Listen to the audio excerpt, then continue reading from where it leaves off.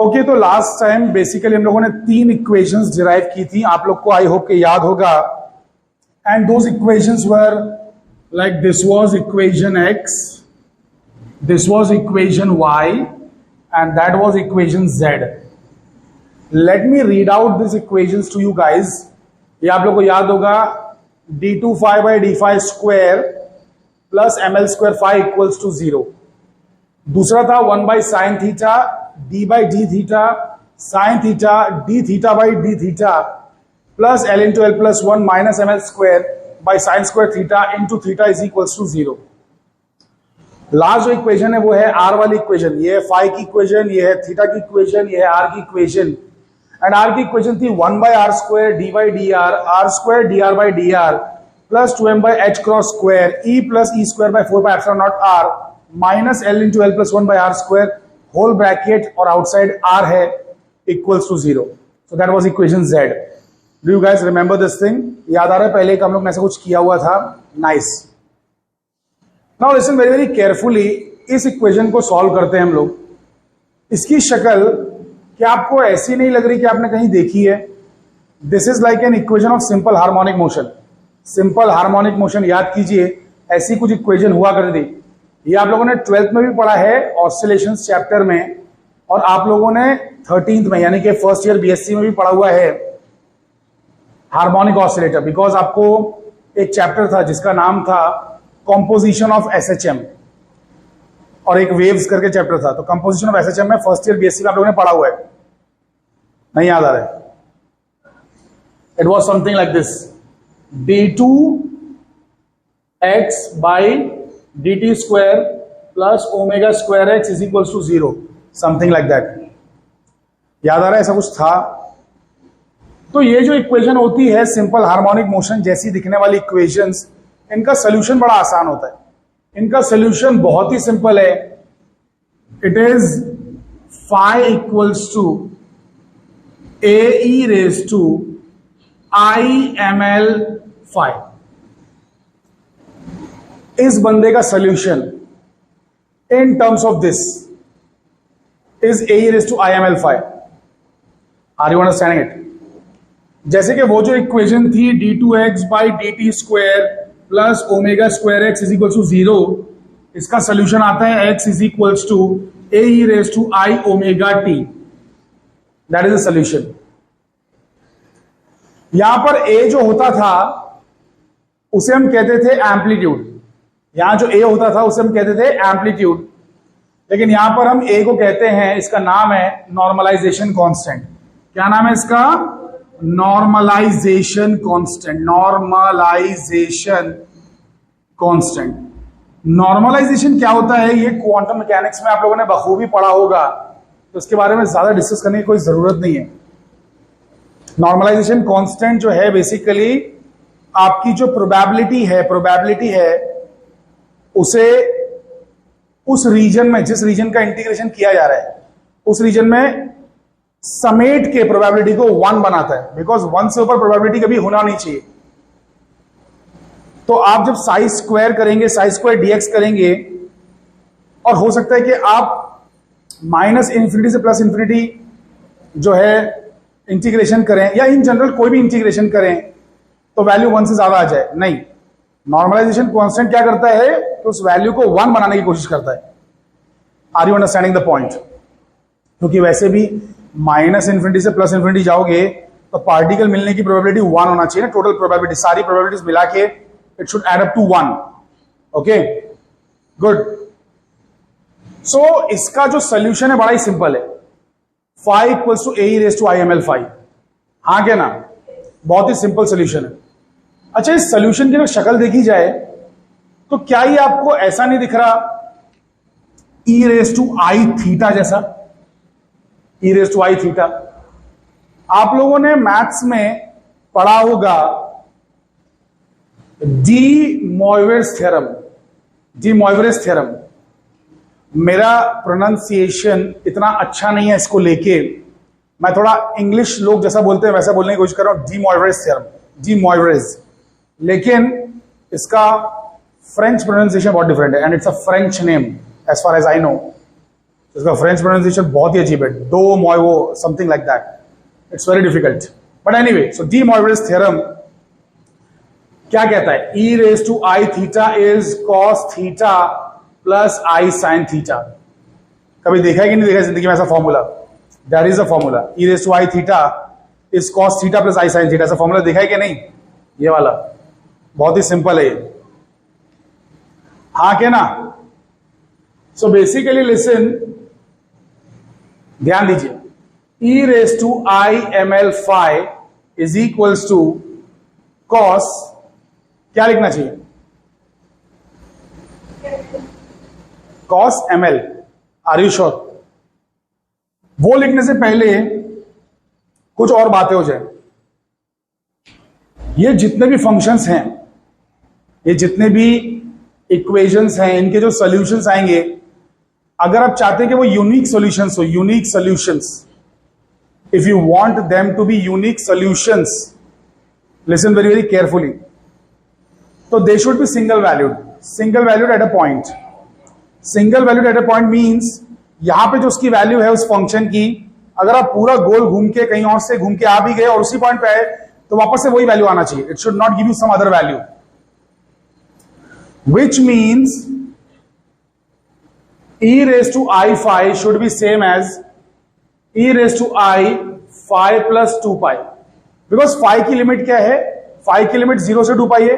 phi भूल गए, r theta phi, तो phi जो था नीचे घूमता है 0 से 2 pi घूमता है, तो 2 pi घूम के आने के बाद भी वापस से वही वैल्यू आना चाहिए। मतलब e raised to I phi की जो वैल्यू है वो e raised to I phi plus 2 pi की वैल्यू भी होना चाहिए। Are you guys understanding the point? Good. So listen, e raise to i phi तो मैंने लिखा, this is a necessary condition by the way for getting a unique solution, a single valued solution at a point. तो मैंने e raise to i phi तो लिखा, यहां पर मैं इसे तोड़ के कैसे लिखूंगा? e raise to i phi into what? e raise to 2 pi i. अरे करेक्ट है कि नहीं? ऐसे कुछ लिखूंगा ना? अरे भाई समझ पा रहे हैं आप लोग कि नहीं समझ पा रहे हैं? Very nice. सो लिसन, हमारे पास e raise to i phi नहीं है खाली, हमारे पास ml भी है ना, we have ml as well. अरे e raise to i theta, e raise to i theta जो भी होगा, e raise to i theta, it should be same as what? Theta plus 2 pi. मैं बात फाई की कर रहा हूं, ठीक है, लेकिन मैं एक बात बता रहा हूं कि फाई को तो जब आप 2 पाई घूम के आओ तो वापस से वही रहना चाहिए ना। तो हमारे पास जो चीजें हैं वो e raise to i phi नहीं है, e raise to i theta नहीं है, बल्कि e raise to i m l phi है। e raise to i m l phi correct है। तो e raise to i m l phi को हम कैसे लिखेंगे? e raise to i m l phi को हम लिखेंगे इस तरीके से, e raise to i m l phi plus 2 पाई, क्योंकि मैंने क्या कहा था कि फंक्शन घूम फिर के आने के लिए बाद वापस सेम रहना चाहिए, तो that's how we write it.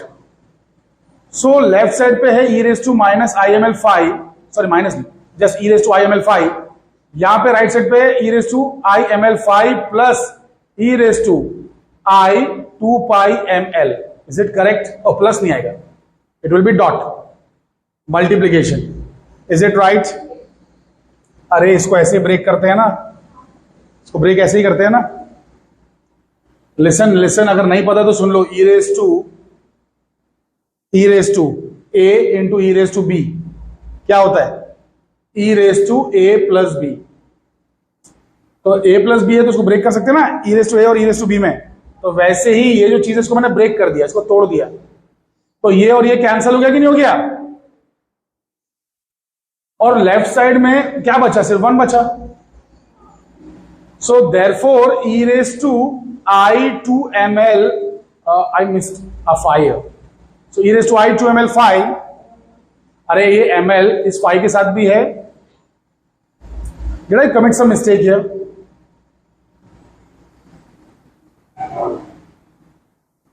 Am I committing some grave mistake here? नहीं ना, कि कर रहा हूं मैं मिस्टेक? यहां नहीं आएगा ना, ये बराबर है, यहां नहीं आएगा ना। हाँ, so e raised to i 2 ml is equals to 1, बराबर है, ये सही है। There's a lot of sound from outside. I'm getting distracted a bit, but thanks to this mic that we are getting clear sound. Otherwise, it's too much. Okay, anyway, so e raised to i 2 ml क्या मिल रहा है? 1 मिल रहा है कि नहीं? लेकिन e raised to i theta, इसे मुझे खोलना है। So e raised to i theta के बदले मैं लिखूंगा e raised to i ml into 2 pi। अरे ml into 2 pi है ना, वो 2 pi ml है ना? अरे हाँ के ना? e raised to 2 pi ml is equals to cos 2 pi ml plus I sin 2 pi ml। मेरी इन बातों से किसी को कोई तकलीफ तो नहीं हुई? सभी को समझ में आ गया? गुड। तो अभी जो चीजें मैंने लिखी है ये इक्वल टू क्या है? 1 है। क्यों? क्योंकि e raised to i 2 pi ml 1 है, e raised to i 2 pi ml 1 है, हाँ के ना? अब मुझे ये बताइए कि यहां और यहां ऐसा क्या एंगल रहना चाहिए जो आंसर 1 है? आपको सिर्फ 1 चाहिए। 1 आने के लिए ये पार्ट गायब हो जाना चाहिए पहले, ये पार्ट गायब हो जाना चाहिए पहले, ये पार्ट साइन थीटा वाला गायब होना चाहिए और यहां 0 होना चाहिए। cos 0 1 होता है। अरे भाई समझ पा रहे हो कि नहीं समझ पा रहे हो? तो ये पार्ट गायब होने के लिए अगर मैं यहां 0 डालूं तो साइन 0 0 होता है। सिर्फ 0 डालने से काम होगा क्या? नहीं। अगर यहां पे वैल्यू 2 पाई हो गई तो साइन 2 पाई मतलब साइन 360, साइन 360 भी 0 होता है, साइन 360 भी 0 होता है, साइन 0 भी 0 है, साइन 360 भी 0 है, साइन 720 भी 0 है। 0 डालो चाहे 2 पाई डालो, 4 पाई डालो, 6 पाई डालो, साइन हमेशा 0 है। हाँ, इवन आप जो बोल रहे हैं करेक्ट करेक्ट, गुड। 180 तो साइन पाई भी 0 होता है, साइन 180 इज ऑल्सो 0, राइट? अरे भाई भेजे में बातें घुस रही हैं आप लोगों के? नहीं। सो कहने का मतलब है कि मुझे क्या चाहिए? 2 पाई ml की वैल्यू 0 चाहिए, तब जाके ये 1 आएगा। 0 भी हो सकता है, 0 प्लस माइनस 1 डालोगे तो भी होगा, हाँ क्या ना? मतलब किसमें? इसमें ml में, ml में प्लस माइनस 1 डालोगे तो इट विल बिकम प्लस 2 पाई या फिर माइनस 2 पाई, प्लस 2 पाई या माइनस 2 पाई। समझने की कोशिश करेंगे सभी लोग। Don't get confused. For this guy to become 1, ml की वैल्यू शुड बी आइदर 0 और it should be plus minus 1, it should be plus minus 2, plus minus 3 and so on and so forth. ऐसा वैल्यू चाहिए, क्योंकि ml की जगह 0 डाला, 0 डाला, ml की जगह 0 डाला, क्या बन जाएगा? cos 0। cos 0 क्या होता है? 1 होता है। और ये तो गायब भी हो गया, sin 0 0। ml की जगह पे प्लस 1 डाला, चलो पहले प्लस ही लेते हैं, 1 डाला 1। सो cos 2 पाई क्या होता है? 1। और sin 2 पाई क्या होता है? 0। तो वापस से 1 आ गया। यहां पर मैंने 2 डाला, प्लस 2 डाला, तो 4 पाई हो गया। cos 4 पाई क्या होता है? 1। sin 4 पाई क्या होता है? 0। Are you understanding it? अरे आप पूरे चक्कर काट के आ रहे हो ना भाई। ये 0 है, 2 पाई है, 4 पाई है, 6 पाई है। Are you understanding it? Plus minus 1 ले लो, प्लस माइनस 2 ले लो, प्लस माइनस 3 ले लो, आपको हमेशा ये वैल्यू आती रहेगी। Are you guys understanding what I am trying to say? अगर मैंने हाफ लिया तो कुछ बदलेगा क्या? हाफ लिया तो ml की वैल्यू अगर हाफ लिया तो, अगर हाफ ले लिया तो क्या हो जाएगा? अगर मैंने हाफ लिया, हाफ लेट से प्लस हाफ लिया, तो 2 पाई इंटू हाफ, 2 कैंसिल हो जाएगा, cos पाई आ जाएगा। लेकिन cos पाई तो -1 है, मुझे -1 नहीं चाहिए, राइट साइड पे +1 दिया हुआ है, इसलिए मैंने पाई नहीं लिया, 180 नहीं लिया। अब समझ रहे हैं? मैं 180 लाना नहीं चाहता हूं, मुझे 0 चाहिए, 360 चाहिए, 720 चाहिए, 0, 2 पाई, 4 पाई, 6 पाई। क्योंकि पाई आएगा तो -1 आ जाएगा और मुझे -1 नहीं चाहिए, 1 चाहिए। Have you guys understood this basic thing? समझ पा रहे हैं आप लोग बेटा? गुड। सो ml की value 0 plus minus 1 plus minus, अरे देखो -1 वाली वैल्यू डालोगे तो भी चलेगा। cos ऑफ माइनस थीटा क्या होता है? cos ऑफ माइनस थीटा क्या होता है? cos ऑफ माइनस थीटा अरे कॉस थीटा ही होता है, cos of minus theta cos theta ही होता है। हाँ, तो यहां पर बेसिकली अगर यहां पे आपने -1 भी डाल दिया तो कॉस ऑफ -2 कॉस ऑफ 2 हो जाएगा, जो कि 1 आएगा। तो इसलिए ml की वैल्यू ऐसी चलेगी। और ऐसी जो वैल्यूज है, लिसन, कहां तक जाता है मालूम है? ±l तक जाता है। l क्या है ये मैं बाद में बताऊंगा, l क्या है वो बाद में बताऊंगा। लेकिन ml एक क्वांटम नंबर बन चुका है, ml एक क्वांटम नंबर बन चुका है, एक क्वांटम नंबर है जिसका नाम मैग्नेटिक क्वांटम नंबर। तो पहली इक्वेशन से हमें एक क्वांटम नंबर मिल गया है, पहली इक्वेशन से हमें क्वांटम नंबर मिला है ml, जिसका नाम है magnetic quantum number. Magnetic quantum number, I guess सबको समझ में आई ये बात है। अरे पहली इक्वेशन की शक्ल मैच करती है हार्मोनिक ऑसिलेटर से। हार्मोनिक ऑसिलेटर का सॉल्यूशन बड़ा इजी होता है। So phi equals to Ae⁻⁰ phi बराबर। अब इसमें मैं ये कह रहा हूं कि ये फंक्शन को अगर सिंगल वैल्यूड होना है तो e⁻⁵ should be same as e⁻⁵ plus 2π, ऐसा होना चाहिए। अब हमारे पास e⁻⁵ नहीं है, e⁻⁵ है। तो यहां अगर मैंने e⁻⁵ लिया, phi की जगह पे खाली आपको phi प्लस 2π डालना है और दोनों को इक्वेट करना है, फिर उसको सेपरेट करना है, स्प्लिट करना है। स्प्लिट करोगे तो LHS का एक e⁻⁵ और RHS का एक e⁻⁵ कैंसल हो जाता है और e⁻�2πml बच जाता है।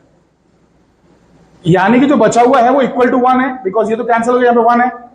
तो e⁻�2ml is equal to 1, e⁻�2ml equals to 1। अब हमें मालूम है कि e⁻2ml क्या होगा? cos 2πml plus i sin 2πml। क्यों?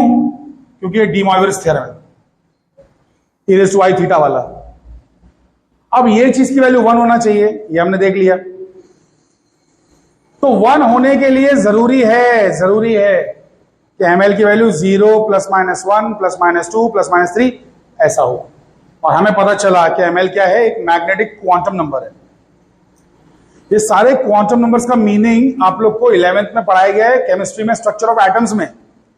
12th में फिजिक्स में थोड़ा सा था पुराने पोर्शन में, बट नए पोर्शन में आप लोग ने जो पढ़ा उसमें नहीं है क्वांटम नंबर्स के बारे में फिजिक्स में, बट लास्ट वाले में था ओल्ड सिलेबस में, 2015 के पहले वाला जो सिलेबस था। बट एनीवे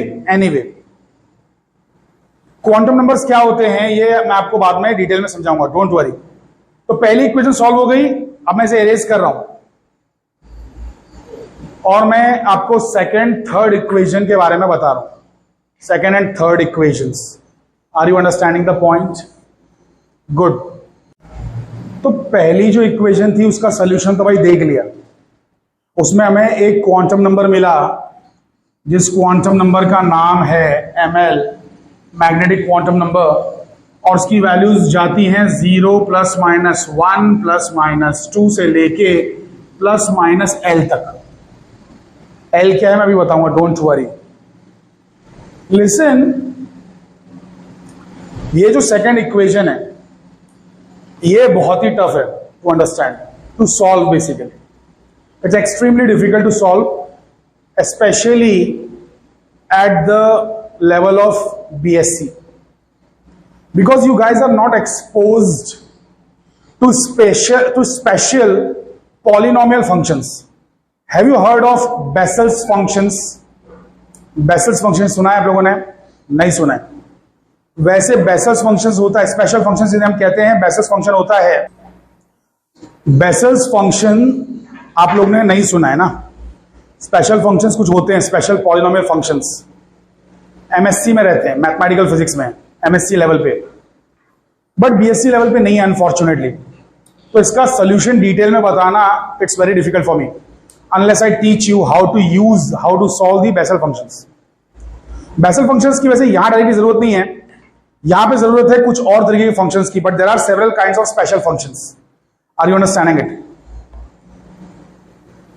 जब आप एमएससी में जाओगे वहां पे भी एटॉमिक फिजिक्स पढ़ोगे आप थोड़ा सा, तो they will teach you and if suppose next year I teach you MSc, then I also might teach you that thing, which are the Bessel functions and other functions. Now listen, I'm keeping it as a surprise. I was keeping it as a surprise till now, and I was not taking of the name of the other functions because the name of the other functions are going to come here. So यहां जो function हम इस्तेमाल करते हैं to solve this equation is associated Legendre's function. So associated Legendre's function. So इस associated Legendre's function जब हम use करते हैं इस इक्वेशन में, तब जाके बेसिकली इक्वेशन सॉल्व होती है. ये इक्वेशन बिना स्पेशल फंक्शंस के सॉल्व नहीं हो सकती. सो एसोसिएटेड लीजेंड्रेस फंक्शन जो है वो हम सॉल्व करने नहीं वाले. It's way beyond the scope of the syllabus of third year BSc. So in exam also you have to just write that it can be solved by associated Laguerre functions, but we shall discuss only its salient features. हम लोग इस equation को इससे solve कर सकते हैं, लेकिन solve नहीं करेंगे. हम लोग इसका सैलिएंट फीचर्स डिस्कस करेंगे. ऐसा पेपर में भी लिख सकते हो कि हम इसका सैलिएंट फीचर्स डिस्कस करेंगे. तो इसका सैलिएंट फीचर्स ये है कि ये इक्वेशन तभी सॉल्व हो सकती है लीजेंड्रेस फंक्शन से जब ये जो एल की वैल्यू है, एल की वैल्यू 0 रहे, 1 रहे, 2 रहे, so on up to n-1. अब आप बोलेंगे सर वहां पे आपने प्लस माइनस एल लिखा, यहां पे आपने n-1 लिखा, ये लोग हैं कौन, क्या चीज है, समझाइए तो सही. डोंट वरी, हर चीज का एक वक्त होता है. तो बेसिकली इसका भी वक्त आएगा. ये भी एक क्वांटम नंबर है बाय द वे, और ये जो क्वांटम नंबर है इसका नाम है अजीम्यूथल क्वांटम नंबर. इसका नाम क्या था? Magnetic quantum number. हाँ के ना, इसका नाम है अजीम्यूथल क्वांटम नंबर, या कभी कभार इसको एंगुलर मोमेंटम क्वांटम नंबर भी बोलते हैं. एंगुलर मोमेंटम क्वांटम नंबर, कभी कभार इसको एंगुलर मोमेंटम क्वांटम नंबर भी बोलते हैं. तो ये इसका सैलिएंट फीचर इस इक्वेशन का. अब आते हैं फाइनली थर्ड वाली इक्वेशन पे, जो कि आर इक्वेशन है. अरे this is phi equation, this is theta equation, and this is R equation. Are you guys understanding what I am trying to say? Good. अरे भाई समझ पा रहे हैं कि नहीं समझ पा रहे सारे बच्चे, सारे विद्यार्थी? नाइस. इस इक्वेशन को सॉल्व करना भी हमारे लिए बीएससी लेवल पे पॉसिबल नहीं है. इसे सॉल्व करने के लिए लगता है एसोसिएटेड लैग्वेरेज पॉलिनोमियल. लैग्वेरे, LAGUERRES, लैग्वेरेज पॉलिनोमियल्स या लैग्वेरेज फंक्शंस. ऐसे 5-6 तरीके के बहुत ही इंपॉर्टेंट स्पेशल फंक्शंस हैं. सो एसोसिएटेड वाला इसमें काम आता है. वैसे और भी है, प्योरली लेजेंड्रस फंक्शन, फिर associated Legendre's function, purely Laguerre function, associated Laguerre function. ऐसे बहुत सारे हैं. बेसेल्स फंक्शंस भी है. So there are many kinds of the special functions. तो जो आर इक्वेशन है इसको सॉल्व करने के लिए चाहिए एसोसिएटेड लैग्वेरे. लैग्वेर भी बोलते हैं इसको, लैग्वेर्स फंक्शंस. इसको सॉल्व तो नहीं करेंगे obviously because it's beyond the scope of the syllabus, but still we will discuss is salient features. इसका इंपॉर्टेंट डिस्कशन करेंगे. ये इक्वेशन सॉल्व तभी हो पाती है जब ई की वैल्यू ऐसी होती है, -me⁴/8 ε0² n²h². तो आप देख सकते हैं कि ये इक्वेशन हम पहले भी देख चुके हैं. स्टार्टिंग के लेक्चर्स में हम देख चुके हैं ये इक्वेशन बोर की थियरी में. याद आ रहा है? बोर की थियरी का इस्तेमाल करके हमने ये इक्वेशन डिराइव की थी, राइट?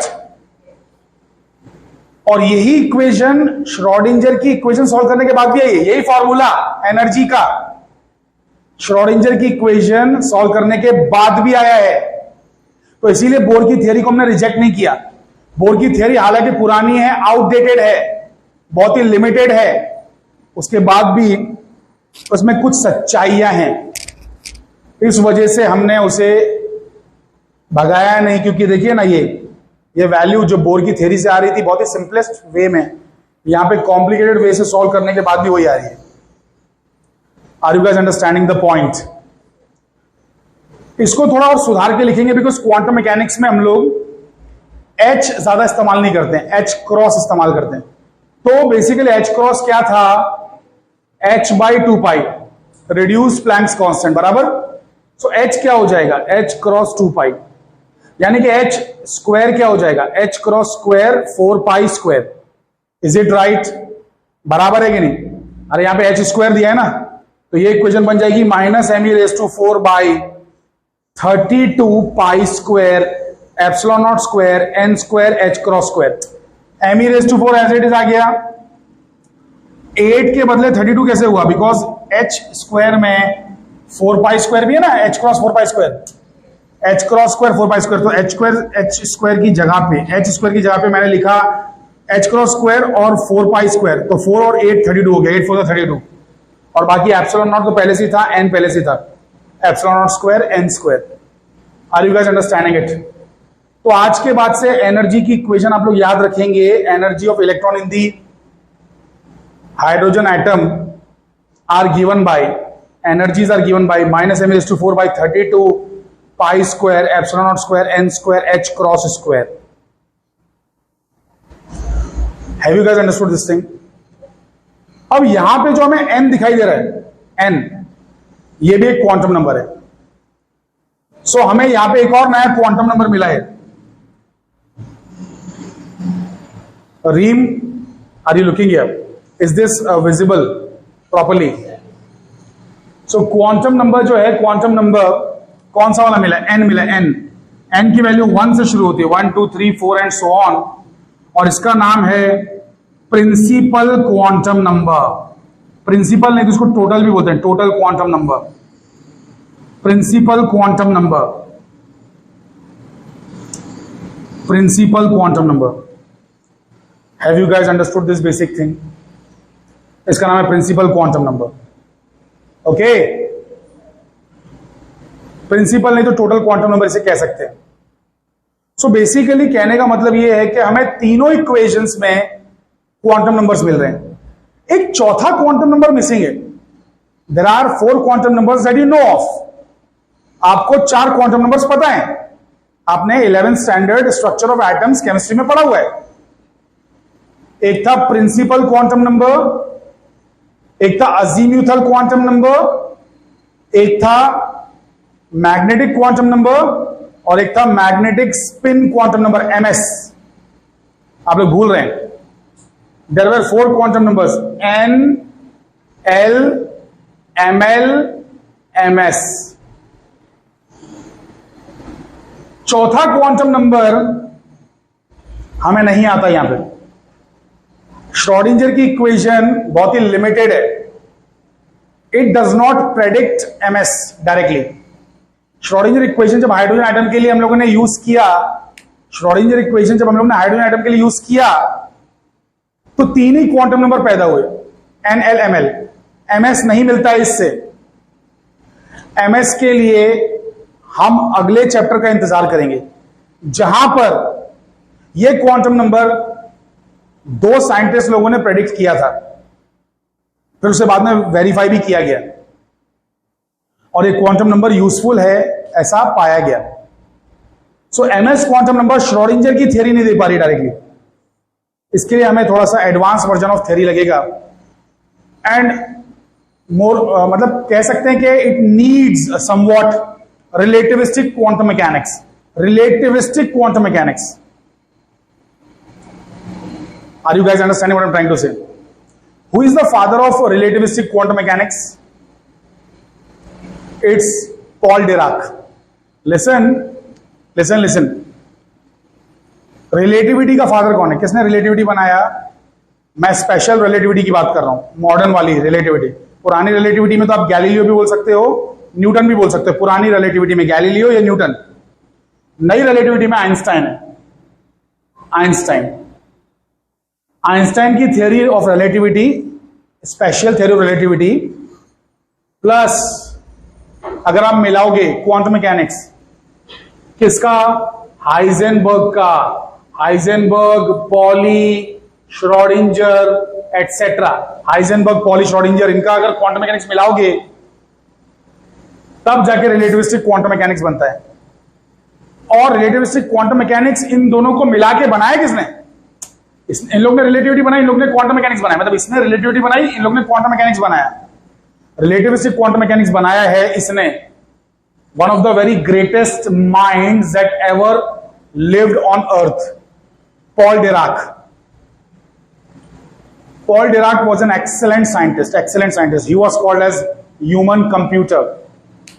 1920s में he created this relativistic quantum mechanics. Paul Dirac के पास वही कुर्सी थी, वही ओहदा था जो न्यूटन का था। न्यूटन जिस कुर्सी पे कभी बैठा करता था वही कुर्सी पे पॉल डिराक बैठा करता था। कुर्सी पे बैठने का मतलब है नील कमल की कुर्सी, वो नहीं। कुर्सी बैठने का मतलब है लेवल। तो जो लेवल या जो उपाधि या जो ऑनर, जो टाइटल न्यूटन को मिला था वही पॉल डिराक को मिला था। पॉल डिराक ज्यादा पुराना नहीं है, 1900s में he was very active. Paul Dirac के वैसे बहुत ही फेमस स्टूडेंट्स हैं वर्ल्ड ओवर। उसमें से अपने इंडिया का भी एक स्टूडेंट है जिसका नाम है हरीश चंद्र। हरीश चंद्र इंडिया जब आया तो उसने एस्टैब्लिश किया Harish Chandra Research Institute at Allahabad, UP. Allahabad में there is a very great institute, Harish Chandra Research Institute. Are you guys understanding it? Their works are very very great scientist right now whose name is Ashok Sen. He's one of my favorites. He works on string theory. He's a great scientist. उसका poster, उसकी talk का जो उसने talk दिया था बीच में conference, वो तो देते रहते हैं, उसके टॉक का एक पोस्टर मैंने बाहर भी लगवाया था। There was a poster. I don't know कि अभी वो है कि नहीं, it was long back. तो बेसिक है, बीच में ये सब कोरोना वोरोना आ गया, उससे पहले का है पोस्टर, तो शायद हट भी गया हो, I don't know. So Paul Dirac, very great scientist, इसने बनाया रिलेटिविस्टिक क्वांटम मैकेनिक्स। तो इसका रिलेटिविस्टिक क्वांटम मैकेनिक्स इस्तेमाल करके you can generate that fourth quantum number, magnetic spin quantum number. उसकी थियरी से you can easily generate. But ये quantum number का प्रेडिक्शन और इसका पॉस्टुलेशन, जनरेशन नहीं पढ़ेंगे, इसका प्रेडिक्शन पढ़ेंगे, इसका पॉस्टुलेशन पढ़ेंगे, उसका डेरिवेशन नहीं पढ़ेंगे। सेकंड चैप्टर में, मतलब अगला चैप्टर जो भी होगा उसमें डिस्कस करेंगे कि ऐसा भी क्वांटम नंबर दुनिया में होता है, एमएस। तो 4 क्वांटम नंबर्स हैं। अच्छा, अब इन जनरल जो बेचारे केमिस्ट्री वाले हैं, मैं केमिस्ट्री वालों का अपमान नहीं कर रहा हूं, मैं जस्ट ये कह रहा हूं कि उन्हें जितना फिजिक्स वालों ने दिया उतना उन्होंने लिया और उसको लेके उन्होंने आगे बढ़ाया। तो केमिस्ट्री वाले यही 4 क्वांटम नंबर जानते हैं, एंड एक अकेले एटम के लिए ये सफिशिएंट भी है। But when you start talking about molecules, there are a couple of more quantum numbers, there are more quantum numbers when you talk about molecules specially. Are you understanding it? तो quantum numbers और भी हैं, but वो quantum numbers हमने दिए हैं chemistry वालों को, लेकिन 11th-12th लेवल पे नहीं दिए। तो 11th-12th लेवल पे इसलिए केमिस्ट्री के टीचर्स इन जनरली नहीं जानते हैं एडिशनल, इसके अलावा जो क्वांटम नंबर्स है उसको। तो ये पहली बार फिजिक्स वाले आप लोग ही पढ़ाई कर रहे हो इस क्वांटम नंबर के बारे में। केमिस्ट्री वाले अगर आगे जाके जिंदगी में क्वांटम केमिस्ट्री करेंगे या जो भी करते हैं, एमएससी लेवल पे करते हैं, तो उन लोग को पता होगा इसके अलावा की क्वांटम नंबर्स। बट 11th-12th के जो टीचर्स होते हैं केमिस्ट्री वाले, they know only these 4 quantum numbers. Are you understanding it? तो इसीलिए आप लोग को भी आज तक सिर्फ 4 ही पता थे, बट इसके आगे भी क्वांटम नंबर्स हैं, वो हम मॉलिक्यूलर फिजिक्स में देखेंगे। Don't worry about that, don't worry about them. Are you guys understanding? समझ में आ रही बातें कि नहीं? गुड। नाउ लिसन, ये जो हमारा फंक्शन साई है, साई, किस किस चीज का फंक्शन था? आर, थीटा और phi, where r was a function of r alone, theta was a function of theta alone and phi was a function of phi alone. ऐसा ही था ना? हाँ क्या ना? गुड. ये r स्मॉल वाला खास करके स्मॉल, ये तो वेव फंक्शन है. ये r देख के कोई मुझे बता सकता है कि किस किस चीज का फंक्शन है? ये r की इक्वेशन है. ये कौन से क्वांटम नंबर्स का फंक्शन है? देख के बताइए. ये जो r है, स्पेशली तो छोटे वाले r की बात चल रही है, बट एनीवे बड़ा r क्योंकि वेव फंक्शन है and it encompasses that small r. So this r is a function of which two quantum numbers? Two quantum numbers are there. Yes. And azimuthal. Listen, look here. Look here. r की equation है, इसमें l दिख रहा है, तो ये l का function है. ये r की इक्वेशन, इसमें e दिख रहा है, e के अंदर n दिख रहा है स्मॉल वाला, दिखा कि नहीं दिखा? n भी है. सो r is a function of n and l. r n का और l का फंक्शन है. It's not function you would say, but ठीक है, it incorporates l and n. n और l उसमें है. थीटा में क्या क्या रहेगा? थीटा में भी दो है. थीटा में भी दो है. ध्यान से देखिए. थीटा इक्वेशन के दो क्वांटम नंबर्स मुझे बताइए. थीटा इक्वेशन के दो quantum numbers. Come on. Theta equation सामने लिखी हुई है. L ml. Are you understanding it? तो यहां पे आएगा L और ml. L and ml.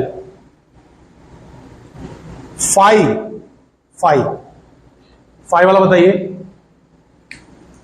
Phi किधर है? फाई की इक्वेशन वो है ना, उसमें कौन सा क्वांटम नंबर है? एक ही है, ml. So now this is your complete wave function. Psi is a function of r theta phi, where r depends on n and l, theta depends on l ml, and phi depends on ml. जो psi है, psi it is n l ml. तीनों का function है. psi के जो तीन टुकड़े किए उसमें से एक कोई दो चीज का है, दूसरा कोई दो चीज का है और तीसरा एक ही चीज का फंक्शन है. So this is a complete wave function. Are you guys understanding it? Complete wave function बना दिया. इसके हम लोग इंप्लीकेशंस पढ़ेंगे अगले लेक्चर में. इसके इंप्लीकेशंस, इसका सिग्निफिकेंस, इसका रेलेवेंस, इसका इंपॉर्टेंस, इस पूरी चीज का. बट आज के लेक्चर में क्या करेंगे? आज हम लोग अभी पढ़ेंगे एन, एल, एम एल और एम एस, चारों क्वांटम नंबर्स. हालांकि मैंने एम एस बताया नहीं अभी तक, बट मैं चारों क्वांटम नंबर्स मिला के तो मैं कुछ समझाना चाहता हूं कि ये क्वांटम नंबर्स आखिर करते क्या हैं. मैं वो चीज समझाना चाहता हूं. तो जो व्यूअर्स हैं, पहले वो इस चीज का बोर्ड का एक स्क्रीनशॉट मार लें, स्क्रीनशॉट ले लें इस चीज का. और बाकी जो मेरे स्टूडेंट्स हैं वो इसे कॉपी कर ही सकते हैं, राइट? सो अभी मैं इसको इरेज